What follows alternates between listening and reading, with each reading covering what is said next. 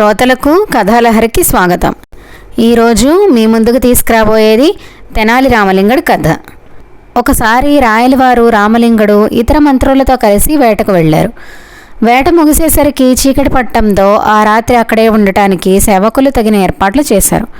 భోజనాలు చేసిన తర్వాత రాయలు రామలింగడితో కలిసి నడవసాగాడు. ఆ సమయంలో చెట్టు మీద 2 పక్షులు గట్టిగా అరవసాగాయి. రాయలు వాటిని చూసి, ఆ 2 పక్షులు ఘర్షణ పడుతున్నట్టున్నాయి అనిపిస్తోంది, కానీ దేనికో తెలియటం లేదు, నీకేమైనా తెలుసా అని అడిగాడు. రామలింగడు వెంటనే, నాకు పక్షి భాష కొంచెం తెలుసు, వాటి మాటలను తిరిగి చెప్పడానికి ప్రయత్నిస్తాను, కానీ నా మాటలు మీకు నచ్చకపోతే నన్ను క్షమించండి అని అన్నాడు. అలాగే కానివ్వు అన్నాడు రాయలు.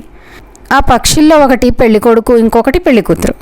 పెళ్లికి కావలసిన కట్న కానుకల గురించి ఓ పోట్లాడుకుంటున్నాయి. కట్నంగా 10 అడవులు కావాలంటున్నాడు పెళ్లి కొడుకు.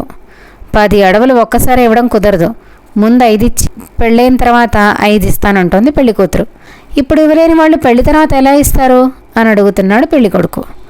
మా రాజుకు వేట అంటే మహా ఇష్టం. ఆయన వేటాడడం మీద చూపించే శ్రద్ధ వ్యవసాయం మీద చూపించటం లేదు, రైతుకు ఎలాంటి సౌకర్యాలు కల్పించటం లేదు. కాబట్టి కొన్ని రోజుల్లోనే వ్యవసాయ భూముల్లోనూ మొక్కలు మొలిచి ఆ భూములు కాస్త అడవులుగా మారిపోతాయి. కాస్త ఓపిక పట్టు అంటోంది పెళ్లి కూతురు అని చెప్పాడు రామలింగడు. ఆ సమాధానం విని రాయలవారు కంగుతిన్నాడు. వేట మోజులో పడి వ్యవసాయాన్ని, రైతుల సంక్షేమాన్ని నిర్లక్ష్యం చేస్తున్న విషయాన్ని రామలింగడు సున్నితంగా గుర్తు చేశాడని అర్థం చేసుకున్నాడు.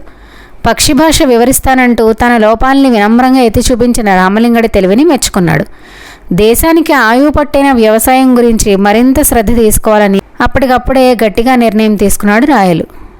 ఈ రోజుకి కథతో ముగిద్దామండి. తిరిగి ఇంకొక కథతో కలుద్దాం.